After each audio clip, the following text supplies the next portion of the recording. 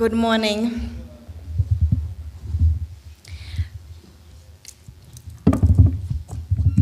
Let me first express my appreciation for this invitation and opportunity to be here. I am very grateful for this opportunity to participate in this conference, and Church of Sweden is very honored to be in partnership with Adrian to learn from the important work carried out by the Institute of Citizenship and Diversity Management. And I am humbled to be in the presence of you, distinguished participants, where each one of you bring much knowledge and experience to the table, convened together here for these days in a joint openness on the subject of religious freedom and the reconstruction of citizenship. Dag Hammarskjöld, once a UN Secretary General, wrote in his diary the following passage: "Openness for life gives a sharp, striking insight into the situation of others, with only one demand, that from the impact of being stung with emotions, pursue the problem into an articulated intellectual framing or formation and act accordingly." That is also why, to me, this is just not another conference to attend and forget and putting the documentation in the bookshelves.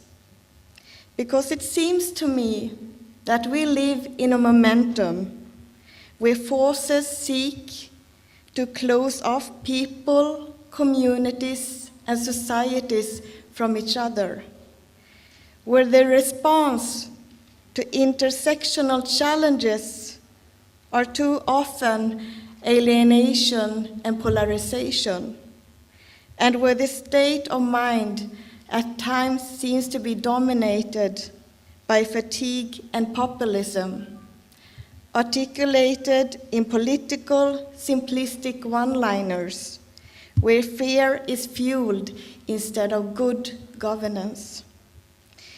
In this momentum, spaces such as these are crucial and keeps the hope alive that change to do better is possible and happening. And the increased interest from secular actors and donors on the significance of religions and the role of religious actors in Agenda 2030 in order to achieve sustainable development puts a spotlight on faith literacy, where, for example, Lutheran World Federation and Islamic Relief has a joint cooperation which is regarded by UNHCR as a role model, where they also carry out on how to do faith-sensitive psychosocial support in humanitarian response, which signifies a paradigm shift in the discourse of religion and development, and as providing religious freedom. We need to be wary that religious actors, as well as other civil society organizations, all part of civil society, experiences restrictions through changes in NGO laws and regulations, as well as restrictions of freedom of religion and belief, which shrinks the democratic space in society. I come from a religious community where I think our challenge is not to claim religious freedom as a single-minded self-interest to protect expansion, but to seek theological pluralism and to seek also to find how theological reflection can be combined in finding and identifying corresponding values and upholding human rights. And I think our challenge in the world as a global community are the increased linkage and understanding of legal citizenship as a condition for human rights. Sweden, among other North European countries, belongs to some of the most secularized in the world, and the knowledge and understanding the role of religion and the significance in people's everyday life and conceptually is generally weak. So there are ample reasons to claim that this is also true to the development cooperation and that this has negative consequences for the Swedish development effectiveness.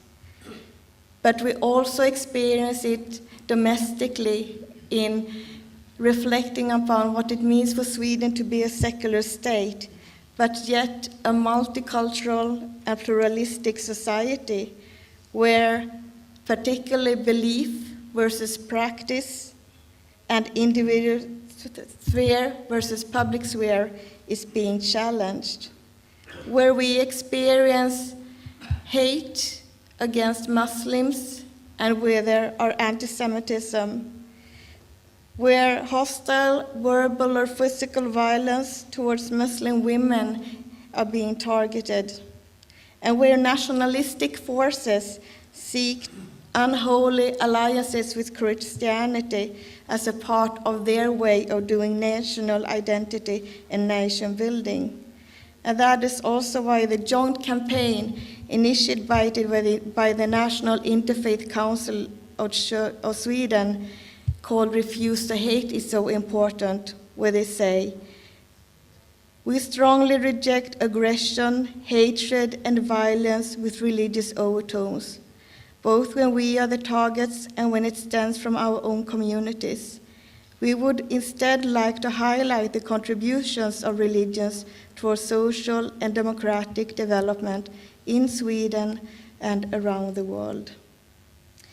And so finally, I would like to end by echoing a voice of a Christian brother called Christian, which lived and died in the 1990s, where I read an excerpt of a letter he wrote as a teenager when it was published in one of the major newspapers.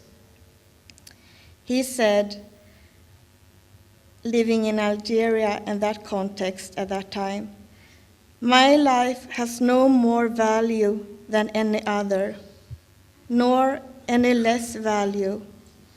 I should like, when the time comes, to have enough lucidity to beg forgiveness of God and of my brothers and sisters in the human family, and at the same time to forgive with all my heart the one who would strike me down. I could not desire such a death. It seems to me important to state this.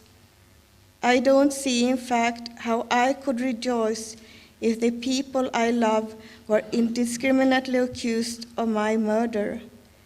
It would be too high a price to pay for what will be called, perhaps, the grace of martyrdom, to owe this to an Algerian, whoever he may be, especially if he says he is acting in fidelity to what he believes to be Islam.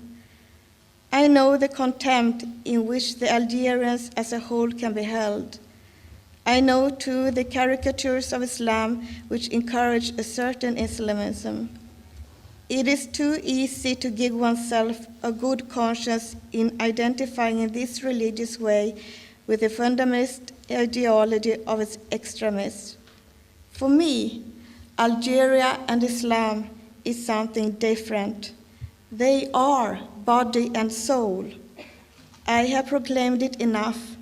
I think seeing and knowing what I have received from them, finding here so often the direct line bringing the gospel that I learned at my mother's knee, my very first church, finding it precisely in Algeria and already in the reverence of believing Muslims.